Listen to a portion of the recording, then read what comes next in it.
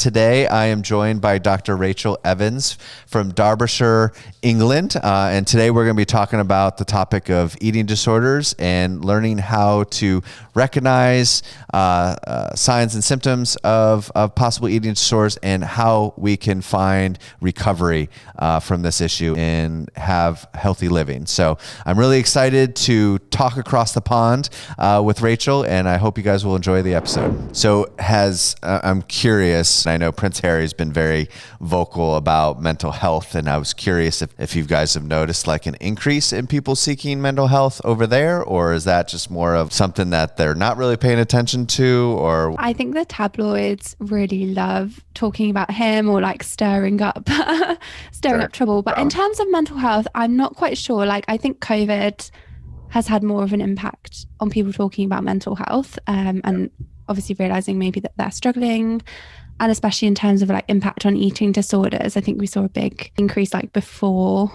the stuff with Harry and Meghan, and then we also got the Oprah documentary and stuff. Over here. You said there's an increase. You noticed an increase in eating disorders.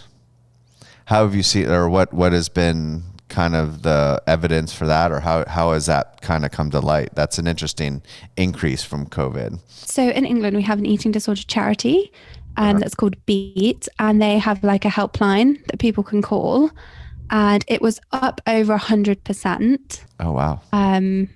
Like calls to the helpline. It was near 200%.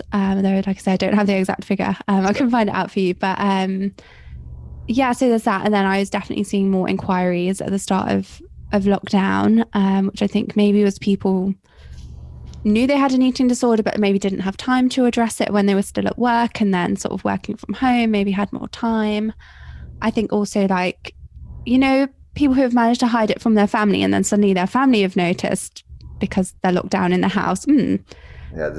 Somehow my daughter or my partner is behaving around food, or son, which come on to the myths. So I think that, and then I think people developed eating disorders during lockdown as well as like a way to cope with the stress. So more on like binge eating type version of eating disorder, like where I'm just eating too much. Yeah, also restrictive eating. I think a lot of people started lockdown thinking, I'm going to go on a diet and like a health kick.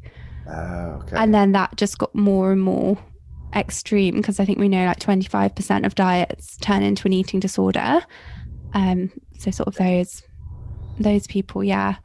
So in England, we had like a lockdown, and then we had like a brief reprieve for a few months, and then we had another lockdown. And then when we were going into the second lockdown, again, I had more calls from people who have realized actually when the first lockdown ended, I couldn't go and eat out with my friends again. Mm-hmm. That made me really scared.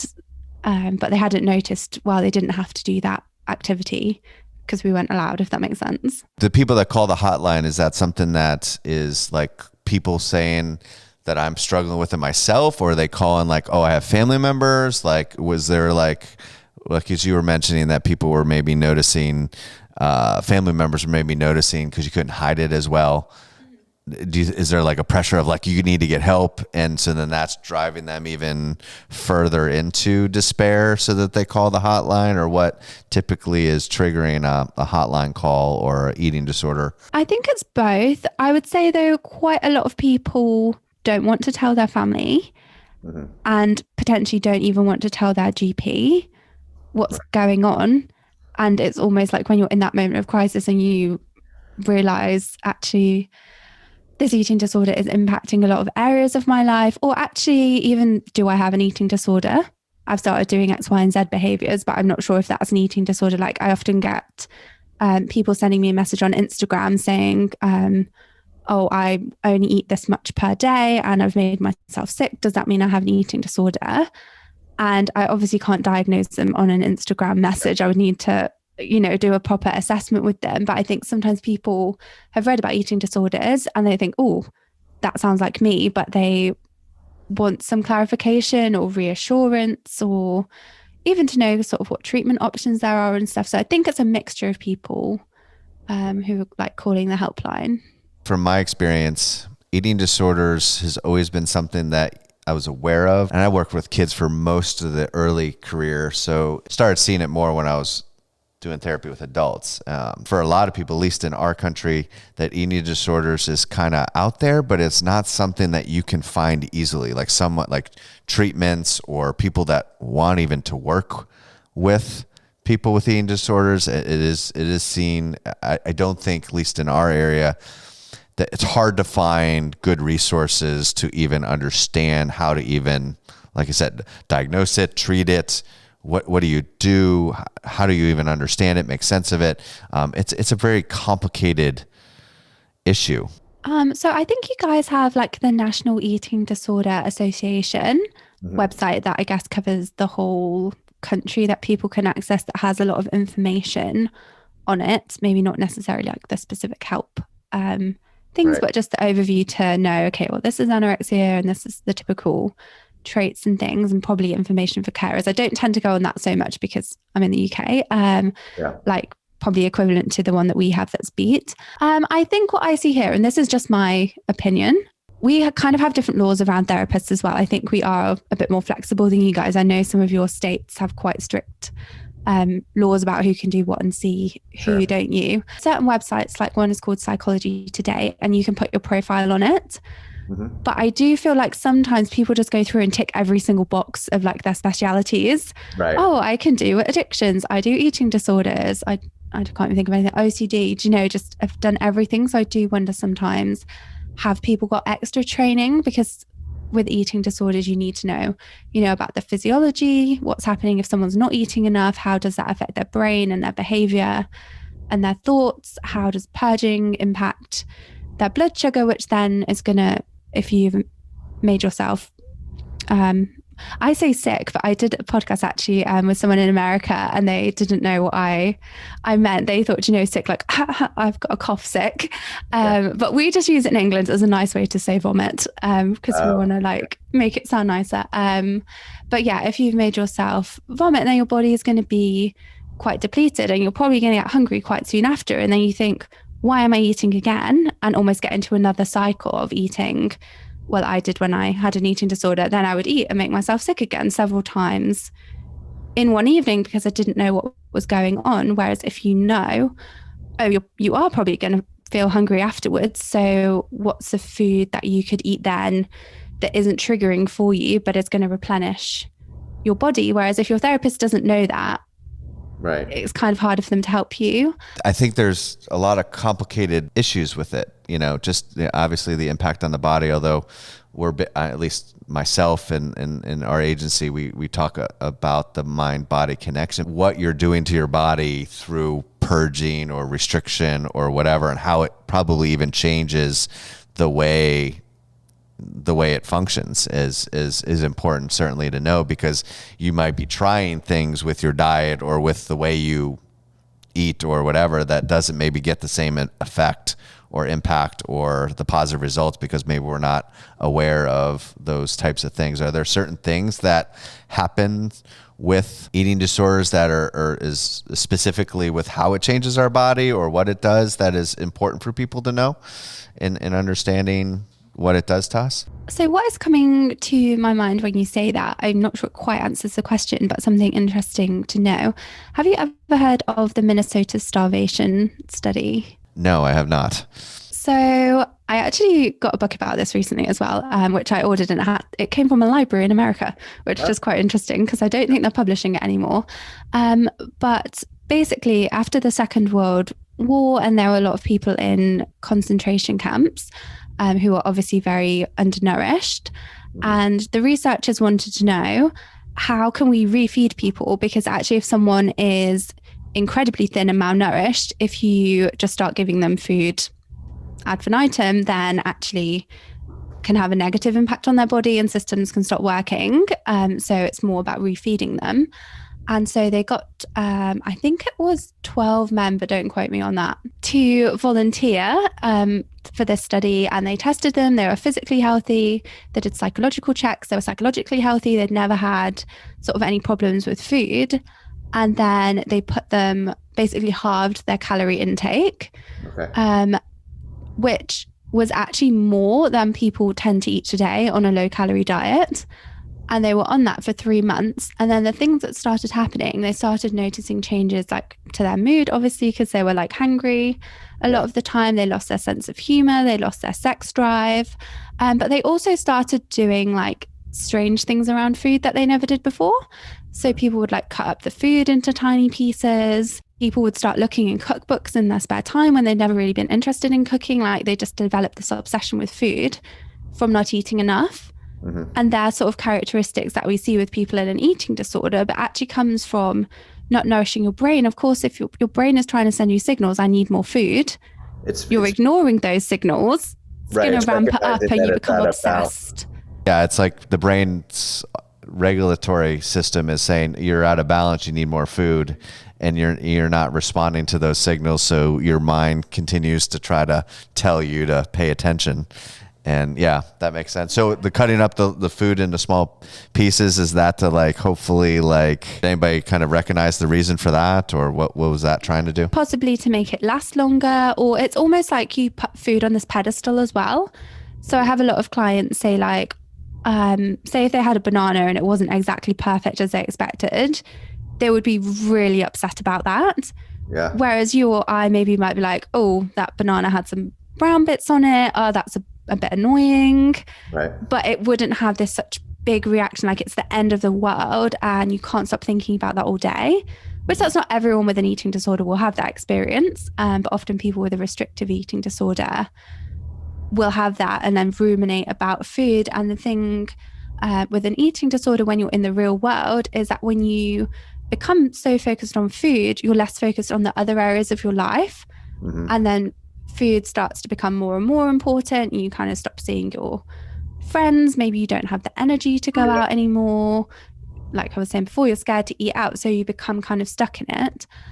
So with the men in the study, they actually ended the study early because they realized all the effects it was having to their health and their mood and their well-being. And actually someone even like chopped off their finger in like a sort of days, really. Sort of on purpose, so they could get out of the study. And people were taking food out of the bins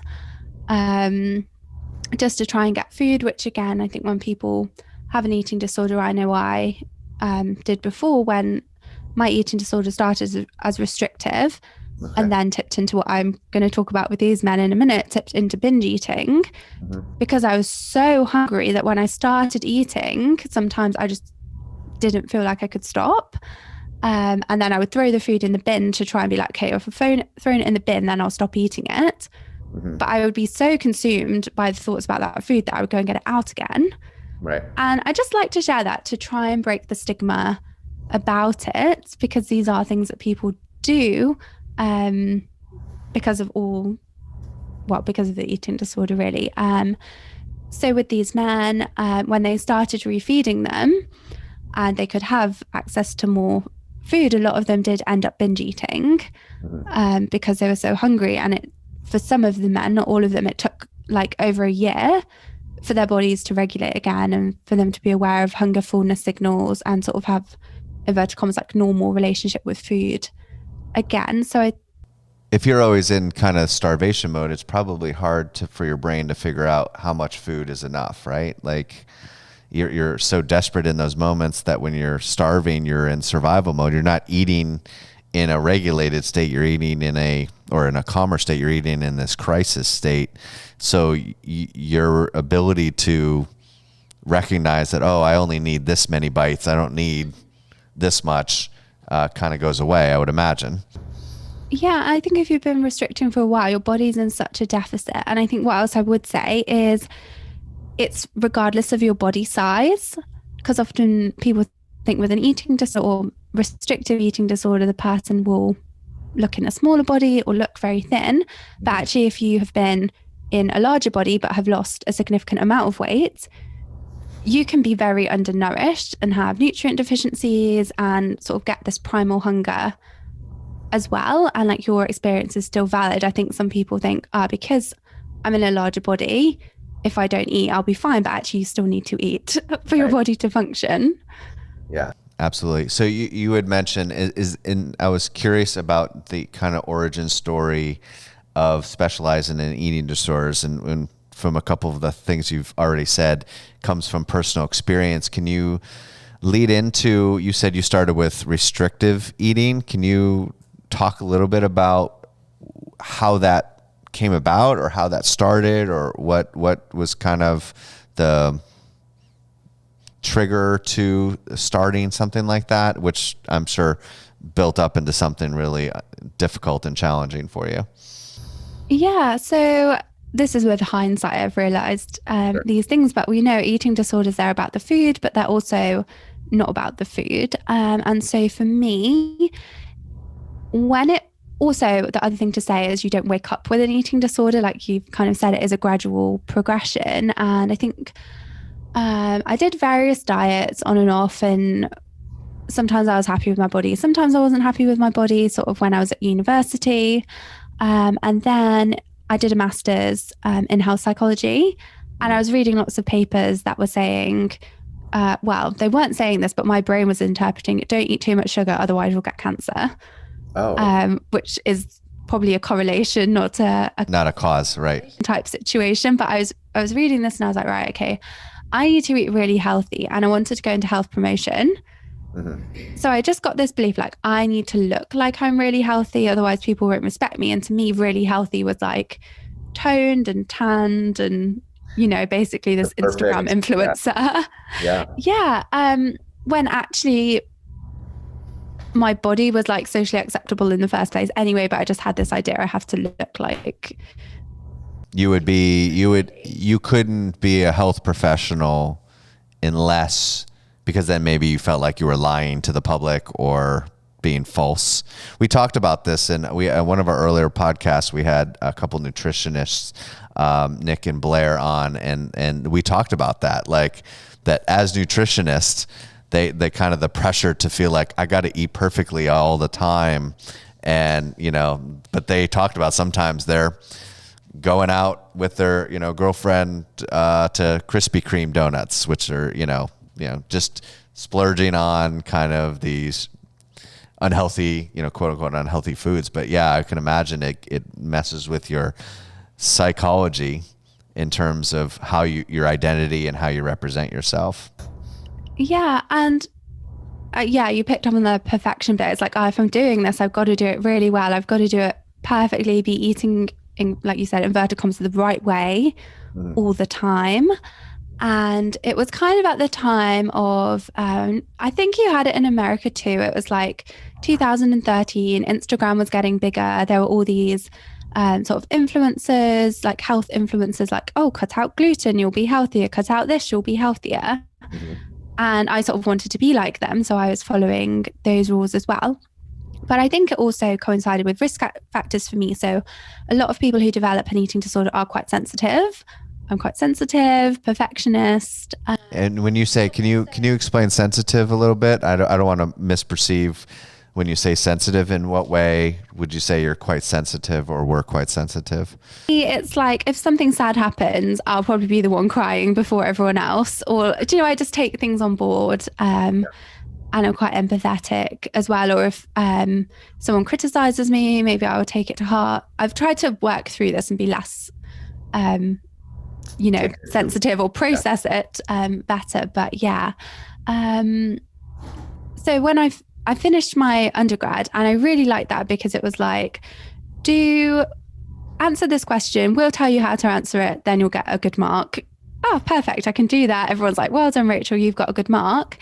I could kind of do that in my master's a bit, although it was a bit different. And also I did competitive lifesaving, which no one ever really knows what that is, but it is a sport. And say that again. What was the name of it? I heard competitive lifesaving. So we did like different swimming races, and there was also part in some competitions where they would set up like a little scenario for you of like people drowning or like broken arms and stuff, and you had to go in and do your life-saving skills. Wow. On everyone. So it was really fun. I really enjoyed it. But I got to like international level with that. So again, it was like I was getting praise from that. I was seeing all my friends every week, multiple times a week. And then I didn't have that, like those friends had gone all over the country with their jobs sort of after university. I had extra time.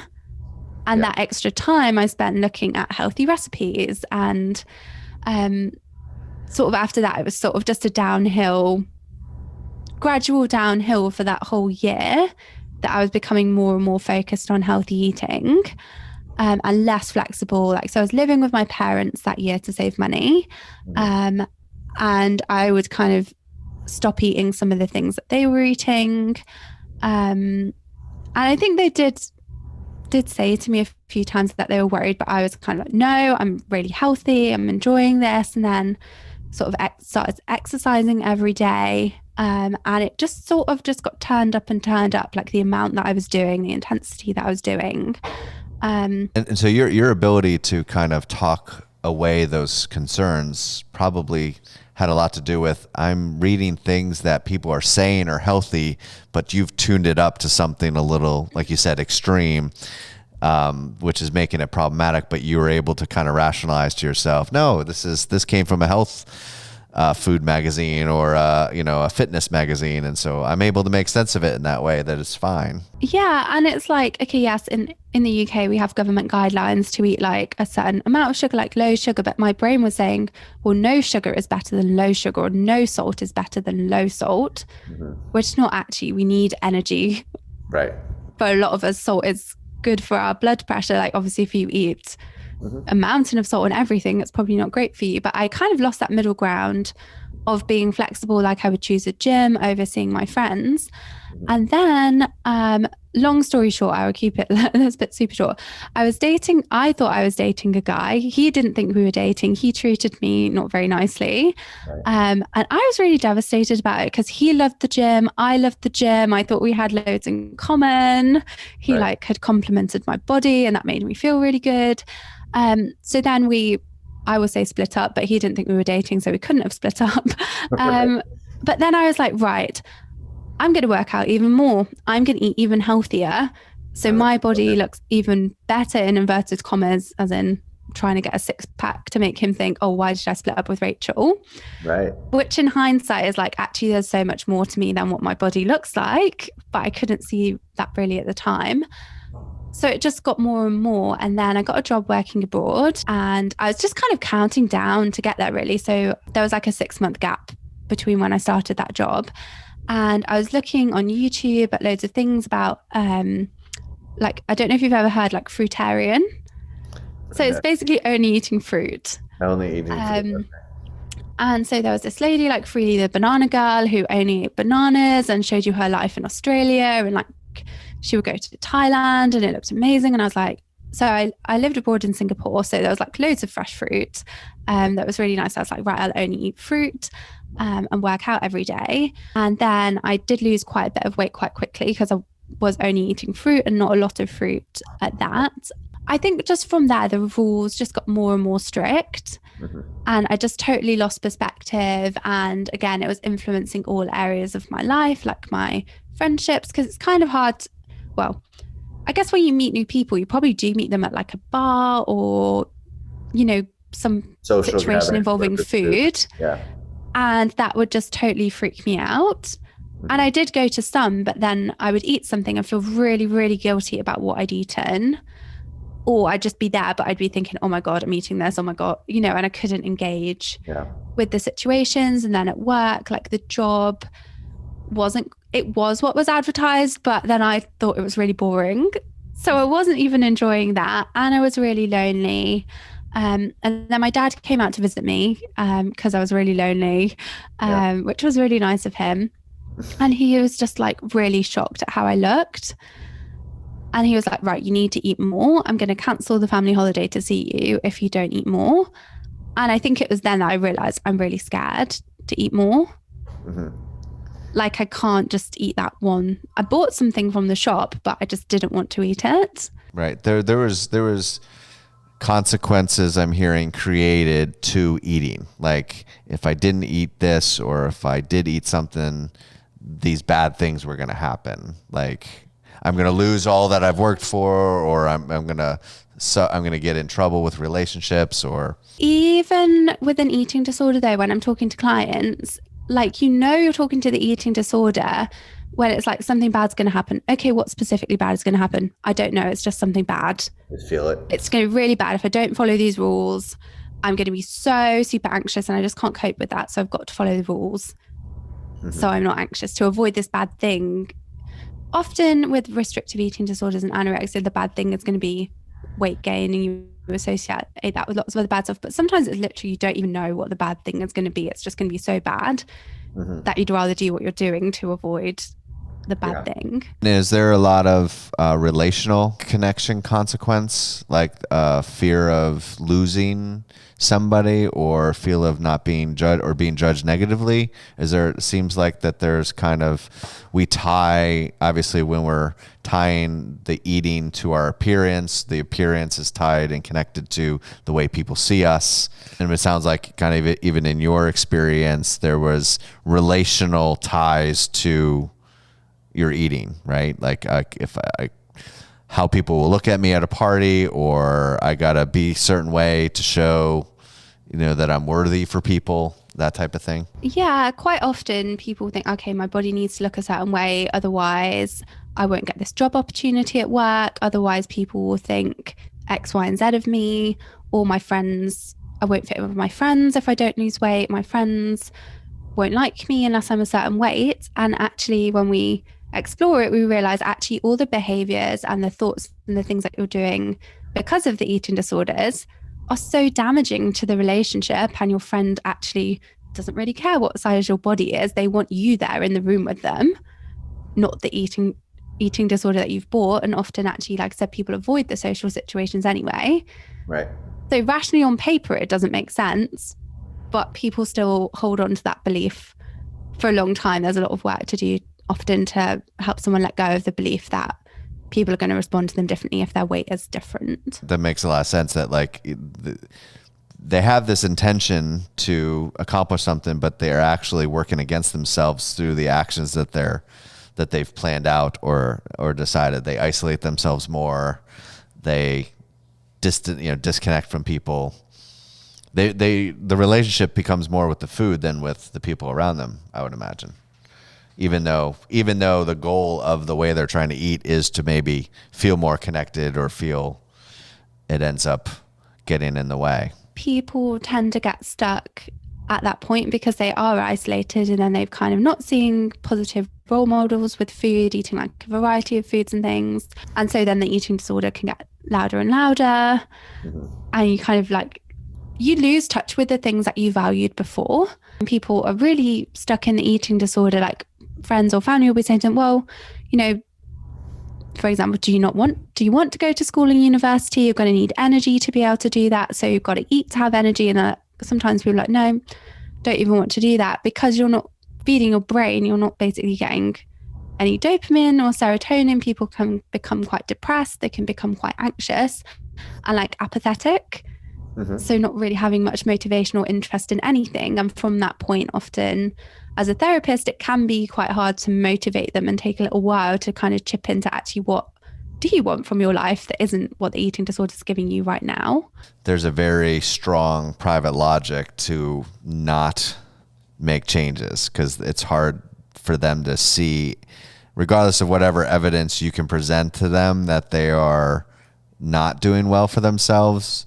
They have this framework to combat that, I would imagine. So you throw evidence at them, they find a way to minimize or dismiss that, because the reality of being wrong it can be devastating, right? To who we are, to our identity, that, oh, I've been doing something really bad and now I have to kind of come to terms with that, or really harmful to myself.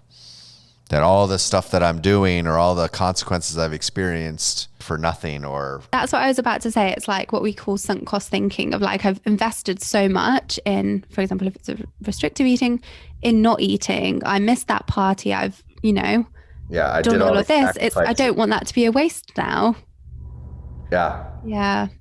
And I will say it's not, the person's not consciously choosing or trying to think like that, but it's just once someone gets in that headspace, they like have this special, like you said, special set of logic. And for me, I guess when I knew I had an eating disorder was when I was abroad and that was happening. But also when I then came home, I went to see my friend who had previously had anorexia. Oh no, so this happened before. So before, when I was just eating healthy, before I'd like gone abroad and things, I'd gone to her house and she'd made us lunch.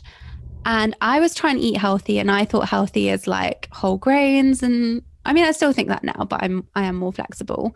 And she'd made the sandwich on white bread. So my brain at the time was like, oh, could be healthier if we've had whole grain, but it's fine. I'll just eat it. And so I was eating my sandwich and she just sat and didn't touch her. She'd made herself one, but she didn't touch it. And I was like, why are you not eating your sandwich? Right. And she was like, I can't eat this because I've got to have dinner later.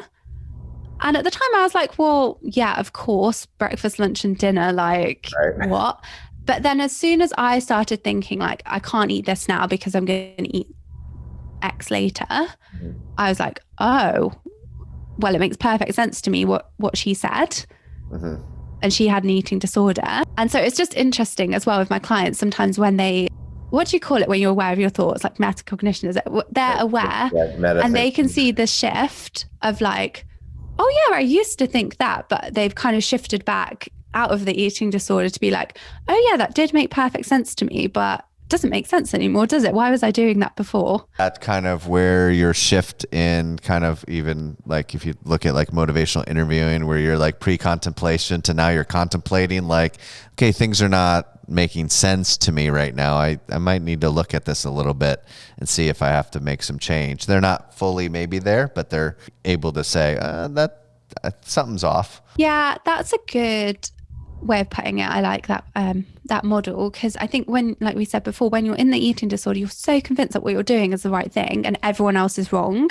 Right. Everyone else who's actually in reality is trying to help you have a better life. You just think they're telling you absolute rubbish and they're out to get you. And they're trying to ruin my attempts to be healthy. Why would they do something like that? They just want to control me. Or yeah, you get into these kind of mindsets that are really isolate yourself from people. I can't be around this person anymore because they're not in my best interest, or they're gonna affect my ability to eat healthy. Or you said that when your dad came and said, if you don't eat more, we're going to cancel the family party. And that's when you kind of started that sounds like it was a pivotal kind of moment of change for you. Was there anything else that kind of occurred that really kind of pushed you forward? Or what did you do in those moments to kind of turn the corner or find a way to change? I don't think I was ready to change at that point. I was just thinking the other day, actually, sometimes what I forget when I'm telling my story is I actually went to group therapy once when I was living in Singapore. But I didn't go again because everyone was like a lot younger than me. And I just kind of felt a bit weird, like the odd one out. So I did realize that the problem, I did like try and get help. But I think that's another thing with eating disorders, often like sometimes you're trying, but you're not actually engaging properly. You're just trying for the sake of telling people that you're trying. I think things did get a bit better because I realized, oh, actually, I do like these other foods. I'll eat a bit different, but there was still a lot of rules. There's still a lot of worrying about food. And I think the other thing with eating disorders is most often they're a way to control your emotions. So it's like I was really lonely, upset and stuff. And then also by not eating, you can kind of numb and you've got something else to focus on apart from being lonely.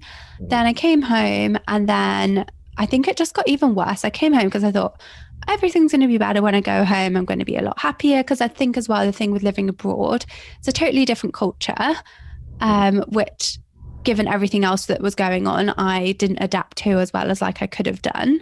So I thought, it's fine, I'll be at home, like my family will be there, English stuff happening. Then I didn't know what job to get. I think as well, part of my eating disorder was like sense of purpose and what to do in my life, because I knew I wanted to do health promotion, but I almost didn't know how to get there. It's like, you need work experience before you can do this thing. Where do I get work experience? I don't know. Oh, okay, great. So I'm really stuck. So I came back and then my parents had a factory and their receptionist had left. So they were like, can you work for us? So like I was living with my parents. I was waking up every morning to exercise. My parents were really worried about that. I was trying to like do it quietly so they didn't hear me. Like not eating enough for breakfast, going to work. I was really cold all the time as well. Even like in the summer, just miserable all the time. Not eating enough for lunch. having a mental battle conversation with myself about having an afternoon snack, because obviously my body was hungry, but my brain's like, oh, but you ate some food, you shouldn't still be hungry. But in hindsight, okay, I did eat food, but it clearly wasn't enough food. I'll go home, exercise, or have a bath to almost like avoid everything. Yeah. So I just almost honestly living like Groundhog Day of not being happy and just being obsessed about food, and my parents trying to tell me, you're not okay, you're going to end up in hospital. Yeah. To which I was like, no, you don't know anything. I'm so healthy. I did go to an eating disorder charity for a group sessions a little bit, because this is the other thing about eating disorders. If you don't fit exactly in the criteria, that then they're like, okay, you've got disordered eating, and they do kind of give you some help, but maybe they're not the level of help that you need. Right. In England, at least, we've got the NHS, but it's got limited funding, and they have criteria to decide who is more priority to get help. So that's kind of invalidating too. I think that's similar in America, where you have anorexia or bulimia, or, they've changed a little bit, where whether it's a binge eating disorder, they've tried to add more categories, but either way, you're eating, and the managing those things, it's causing problems, whether you meet the clinical diagnosis or not, because, ultimately when you're working under what we use, the DSM, it's unfortunately, there's still people that need help, even if they don't fully meet the criteria. There's still the same thinking patterns, same processes that are making it hard to change. And now I don't even fit in the eating disorder charity, like that could be probably devastating. I can't even do that well. And then I think for some people they do. So I was quite pleased because I wanted to stay how I was. I couldn't see all the negatives yet. So I was like, oh, great. You can't make me do anything I don't want to. But for some people, it's almost incentive of like, you don't think I'm sick enough, so I'm going to turn everything up until I am sick enough. So it can be very damaging. So I went to group therapy for a little bit. I didn't like it. My boyfriend at the time, who I'd been going out with while I was abroad as well, he came to one of the sessions with me, and he was like, okay, I can see why you don't like it. So I didn't have to. What was it about it that you didn't like? What was... So I think because I wasn't eating enough, I had a low tolerance, I think. So when people were talking about something that I thought was stupid, right, I just couldn't have time for it. I think that activities weren't great. Do you think your mindset was kind of like, or your brain was kind of tuned up for that? Like, I don't really want to be here. This is where I don't necessarily think I should be. So anything that is said, I'm going to process it in a way that goes, it doesn't match up with my self-concept. So this isn't me. I don't really belong here. And it makes it hard to find? Yeah, possibly a bit, but I think I just didn't have any patience. I think that was also another factor. Like, if I was driving somewhere, I would drive as fast as possible to get there. And if someone was like dawdling or going slowly, I would get really annoyed at them. Whereas now I'll just stay behind them. And sometimes my husband's like, why don't you overtake them? And I'm like, oh, it's fine. We're going to get there. So I think possibly you're right. But some of it also was the patience as well. So then my dad said, right, I'll pay for you to go and see a therapist, pick someone. I really just said yes because I wanted to complain about living with him and him trying to tell me that I had a problem. Stop controlling me, Dad. Right. Yeah, because I worked with him as well, and then I saw him at home. It was just too much time with someone, and he was obviously very worried about me, which I think sometimes made him snappier. Don't know if you have that word, like angrier, than usual. So I saw someone, but she wasn't a specialist in eating disorders. Actually, I found out recently that she has trained to work with people with eating disorders. So I think she was helpful. She helped me unpick a lot of stuff, and I did start eating more. But then I started binge eating and like lack of control. And it would always happen at night when like no one else was around, and I would like shut myself in the kitchen, like eat everything. Right. And even stuff like I knew my mum bought this special yogurt because she wants it. But it honestly felt like I can't help myself. I've just got to eat it, even if I know it's for her, which I think people like working with me because they know I can understand that. It's not just me saying, well, why don't you just not eat the yogurt? It's not as simple as that in the beginning. Right. Because then the knock-on impact of that would be sometimes I'd get up at 6 o'clock in the morning to try and drive to the shop to buy the yogurt and come back before my mum knew that I'd eaten it. Which isn't good because I've been up really late at night eating stuff. and then totally disrupts your sleep, which then obviously disrupts your hunger hormones and stuff as well. You're still operating your day based on eating. So like everything is shaped based on the food intake and what you're doing versus things that make you happy or things that are purposeful for you. Your life is governed by your food intake. Yeah, and then you'd wake up and I just feel really bloated and really blah, which was like the worst thing in the world to me at the time. And then I'd started putting on more weight, which again was what I was really scared of happening. And then I was trying all different diets in the day, which actually was probably fueling the binge eating even more because I wasn't eating regular balanced meals during the day. So I just was in that cycle for a while until I think my body was more renourished. And then I stopped seeing that therapist because the boyfriend that I'd had probably for about almost 2 years then, we split up because we were always falling out. Like now I'm not very easy to fall out with unless you do something like really outrageous. But like I say, because I had such low patience, I couldn't compromise basically as well. So we were always falling out. And he wanted me to go and have brunch with his friends, but I had such this massive internal dialogue about it. So for example, even if like when I was there and the food came out and it wasn't exactly what I wanted, I would literally cry in the restaurant or have a freak out about it. Yeah. And I didn't want to do that in front of his friends, but it's like, I know I can't pretend that I'm okay if I'm not okay. He couldn't understand why I couldn't just go out and be okay for one day. Right. The things that seem to be normal things to do are not for you. It's hard for people to understand that. Yeah. And so I think he had been really supportive, but he's like, I just can't keep doing this. And I don't think this is what happened, but my recollection of what happened and interpretation at the time was she told me to go and see him. I went to see him. He literally shut the door in my face. And I was like, she gives bad advice. I'm never going to see her again. Which actually the good thing to do would be to go back and talk through what happened and the situation. So I know it wasn't her fault now, but at the time I was like, it's her fault. I kind of got to a better place, but also in that time I'd started making myself sick.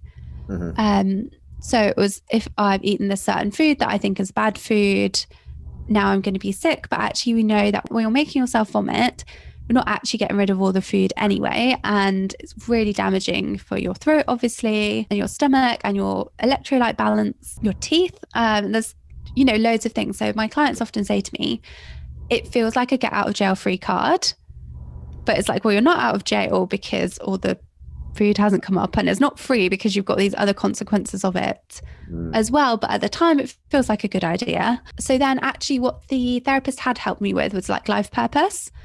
And what I enjoyed. So I thought, well, I enjoy studying, so I'll do a PhD.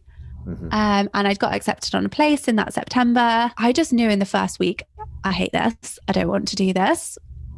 But I didn't have another option, so I just stayed doing it. Then the bulimia got worse as a coping mechanism to cope with the stress or be like avoidance. So it's like, okay, if I wasn't too bad in the first year because I was living with people, there was still some binge eating. And like, for example, like I wouldn't let myself buy peanut butter, but I'd eat my housemate's peanut butter.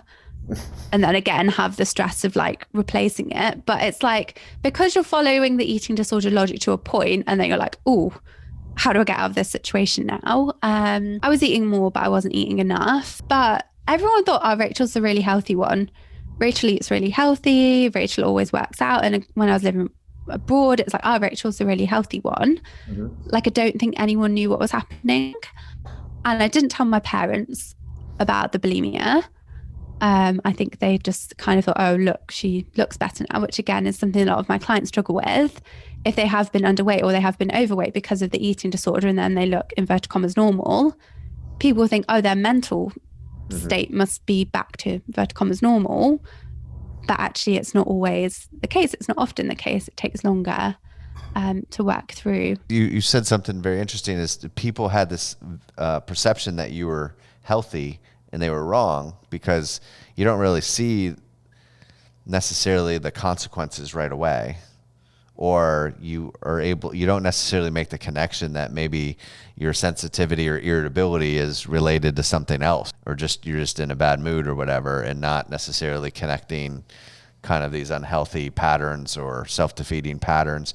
How do people typically find their way in to treatment? I'll tell you my tipping point, and then so my tipping point was when I realized this has got so bad, I just can't live my life like this anymore.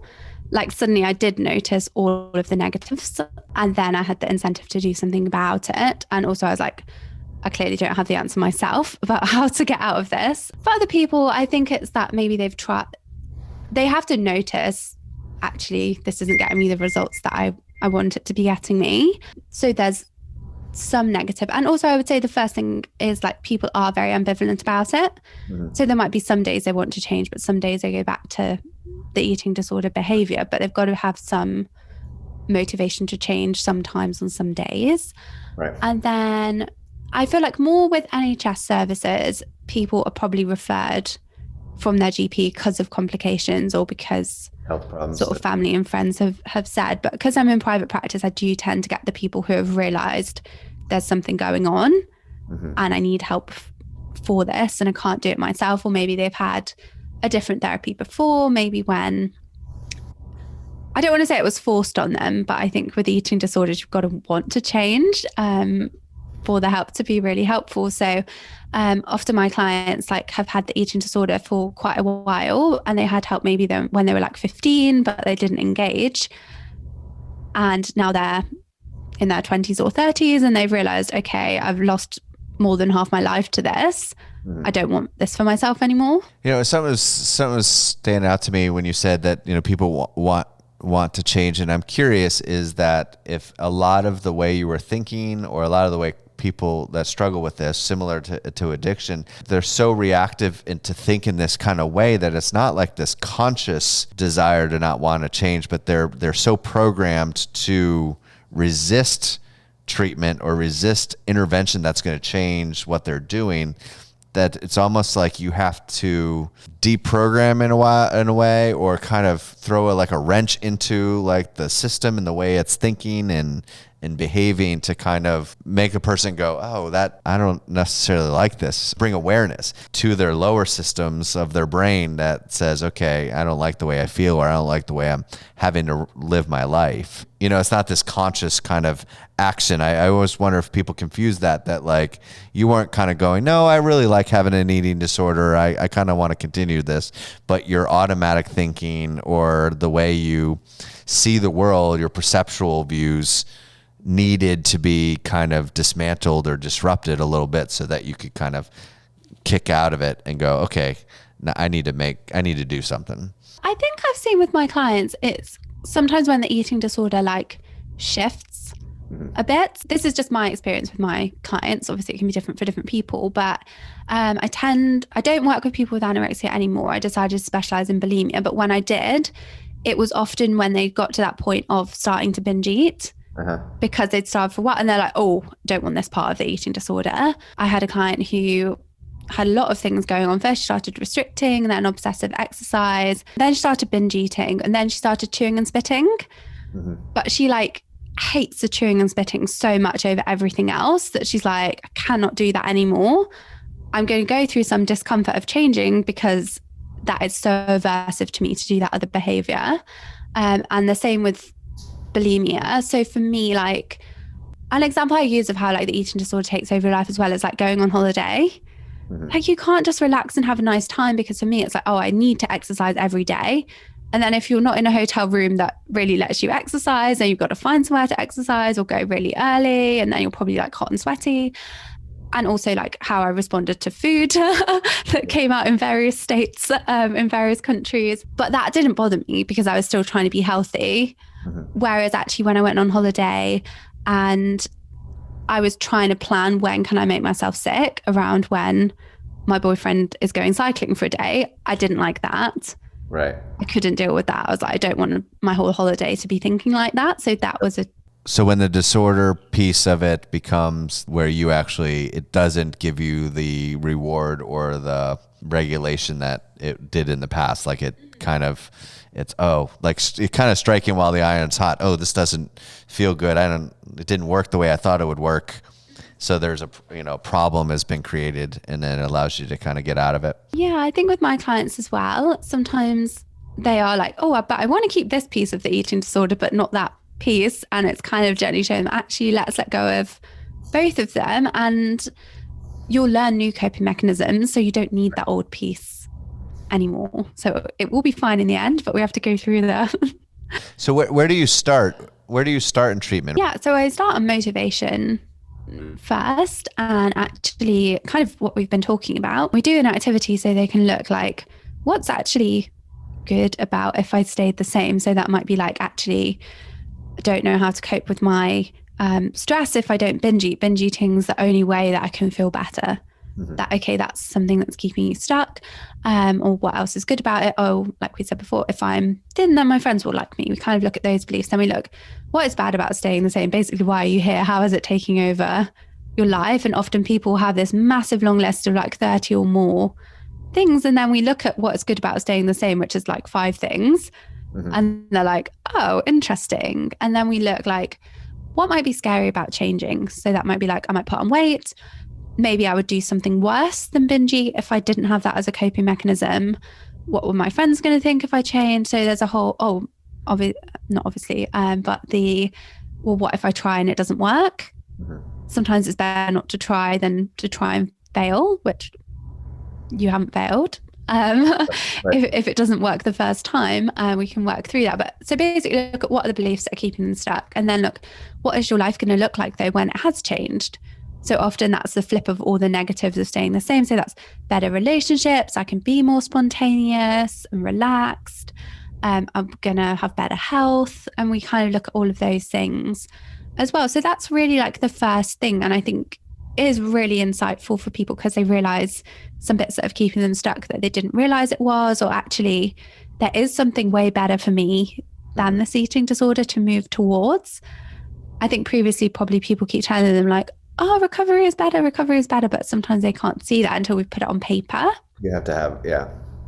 And then they've got that piece of paper to look back on if they have like a little wobble. So sometimes I do have people that are like, yeah, I've decided not to recover anymore. I don't want to gain weight. And I'm like, hey, do you remember when we did that table and we said, what else are you going to get from recovery? It's not the weight, is it? It's X, Y, and Z about, you know, how their life is going to improve. And then I think with my clients, I kind of give them an overview of where we're going and what we're going to be doing. So they're kind of prepared and look at, well, we're going to do some work on your conscious beliefs and your subconscious beliefs, and we're going to look at your physiology, and just so they're kind of aware, like we're not going to do everything from day one, but this is where we're going and what we're doing. So there is an educational piece to what happens to their body, or just giving them, and I would imagine that can be very empowering for people to kind of recognize how their body works and how it's affected by those things. Yeah, definitely. And I think it's about like the last piece that I would want for my clients is the intuitive eating and being able to recognize our hunger and fullness cues and not have to say, well, it's 1:00, so it's lunchtime. But sometimes we kind of have to start at that point to help regulate their blood sugar and their body, and so they can get in touch with their hunger and fullness signals. And actually, I will say, like, my favorite thing to tell all clients, and I tell them more than once, is like the definition of normal eating. So it's by Ellen Satter. I don't know it word for word because it's a good long paragraph. But essentially it just gives you permission to sometimes be hungrier than other times, to sometimes eat a bit more and wish you'd eaten less, to sometimes eat less and wish you'd eaten more. And like, that's all okay. Whereas I think diets tell us that's not okay. So for example, like once I went on a diet and it's like, eat 20 grapes as a snack. Well, probably still going to be hungry after 20 grapes. But if I was like listening to the diet, I would start, you know, berating myself, like, why are you hungry? You've had your snack. You shouldn't be hungry. And this is your fault. And, you know, that's not really helpful. So self-compassion is a big piece of stuff I do with clients, and just this permission, not be perfect, I suppose, because no one is perfect. You changed the landscape of eating. So what it's for, equating that eating is the way to this perfect body or this physical presence, but eating to recognizing when you're hungry and eating to be full, not eating based on, you know, certain outcomes, but eating to kind of know my body and what it's communicating to me. Yeah, I think it's so nuanced as well, because it kind of sounds contradictory sometimes, because with my clients who are maybe binge eating to manage their emotions, the rule that people want rules, which I don't give them rules, which can sometimes be difficult for people. But it's like, so then you would say, well, don't eat for emotional reasons, just eat, to fuel your body. But then actually, maybe sometimes it's nice to celebrate someone's birthday with a piece of cake, or go for a walk and you're really happy and it's summer and there's an ice cream van and have an ice cream. Right. So it's not that they can't eat for emotional reasons, but it's sometimes recognizing why you're doing what you're doing. I think I help people build up like a helpful internal dialogue that's not like overly critical and picky about food choices, but maybe they're always going to have more awareness about food choices than someone who hasn't had an eating disorder. So like we can go and celebrate with food with people, but it also is what we turn to when we feel lonely or rejected. Yeah, I think it definitely can be. And I think it's different for different people. And then also we've got to remember, what did you learn about food growing up from your parents? Maybe you saw them going on diets, or maybe you saw them eating emotional reasons and things, or maybe you were never allowed chocolate, only on a Saturday, and that big impact. And also I find like my clients who are in relationships, so they've got a partner or they're married, actually the other person's relationship with food can have a big impact on the client's relationship with food. And then sometimes if their partner can't be that flexible and, make some changes, kind of makes it harder. So accept the environment that you have and learn how to navigate in that environment to a certain extent. Obviously, if the environment is too unhealthy, then you got to probably make some changes there. Sometimes I feel like I'm not too compassionate to people, but it's also like, this is real life. We've got to be practical. So for example, I think you have it too, like at the gas station and they have loads of chocolates. And then someone's like, oh, but I always have a chocolate and I can't stop myself. And they put it there to tempt me. It's like, I will help the client change their internal dialogue around that and their beliefs around that. So actually they can go buy the gas, come out, have a chocolate if you want a chocolate, but not because you're sort of compelled to do it. I think I'm always getting insights into my own experience, because how I recovered, I did see the therapist for a while, but then I never actually had ongoing therapy to recover from bulimia. I sort of decided I was recovering. I took a year to sort of work through it. I mean, I'd already got an undergrad in psychology and stuff anyway, so I had some principles that I could apply. I wasn't like starting from zero. And then I did my training to work with people with eating disorders. And then it was like another year before I started working with clients. So I think I hadn't done all the processing myself of what went on. So actually sometimes when clients say stuff, it does make me think about my own experience. My own experience has helped me to be more adaptable when I'm working with clients. The other thing I would say, because I know we're near the end, is just that eating disorders, they don't have a certain look. You can have an eating disorder if you're any age, any gender, any ethnicity. Basically anyone could get an eating disorder. I think sometimes men think, I'm a man, this is just for girls, or so that is one really important thing. Everybody is different or has different experiences that impact who they are. Anything that you would say related to people trying to get help or recognize, and what would you want people to know about getting help? If they listen to this and recognize it, what's the best first step, or how to approach that? Best thing is just to remember a couple of things first, so that recovery is possible and that you deserve to recover and your experience is valid. Because obviously we talked about sometimes when you don't quite fit in the box, and then you can feel quite invalidated by the answers that you get. So, I mean, I do think it can be helpful for people like to look on the National Eating Disorder Association website at the symptoms and the advice that's there. And then I'm guessing, because the English kind of equivalent, has like a list of therapists and different treatment centers and things that you can have a look at and find one near you. Or now I think we're doing pretty much everything on Zoom. But it will probably just be to have an initial assessment. And I would say just try and be as honest as possible. I know sometimes it's really scary, and it's totally normal to feel really anxious or worried or scared before you see a therapist. A lot of my clients tell me they were really worried about talking to me, and then they were like so glad that they did. But we can't help you unless you're honest with us about what's going on. And I think therapists in this area, we've seen all sorts of things, heard all sorts of different stories. And the amount of times that people say to me like, I think I'm crazy, or why am I doing this? This is really weird. And I'm like, actually, it's not that weird, given your history of X, Y, and Z, makes sense to me why you would be doing that. Yeah. And they're almost like mind blown of like, oh, really? Like, what? I thought I was just going a bit mad. Trust the health professional. And if they said that you don't have an eating disorder, but there's still something going on, maybe there's another therapy route that you can go down. I think it's true in just about many of the disorders is if we can be honest and with ourselves and with the therapist, that's our best route to getting better. That's where we can actually do something with it, where it's hard to do it when we're not honest or open about those things, even though it is a scary thing to do. One quick thing as well. Basically, as well with eating disorders, there's often this voice that says, well, you're not sick enough. That person's got it worse. You're not sick enough. You don't need help.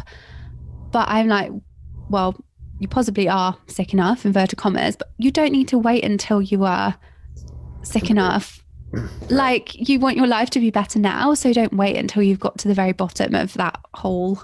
I've never liked the rock bottom comment, like the they use with addictions. Like we gotta work with people on. You don't have to wait till it's rock bottom. You don't have to wait till it's the worst moment ever in your life to get help. Well, Rachel, thank you for your time. I'm hoping to learn more about this issue. I think it's important to kind of recognize where to get help for for this type of issue. So I appreciate all the way out in England the opportunity to be able to see you on Zoom and talk about this really important topic. Yeah, thanks so much for having me.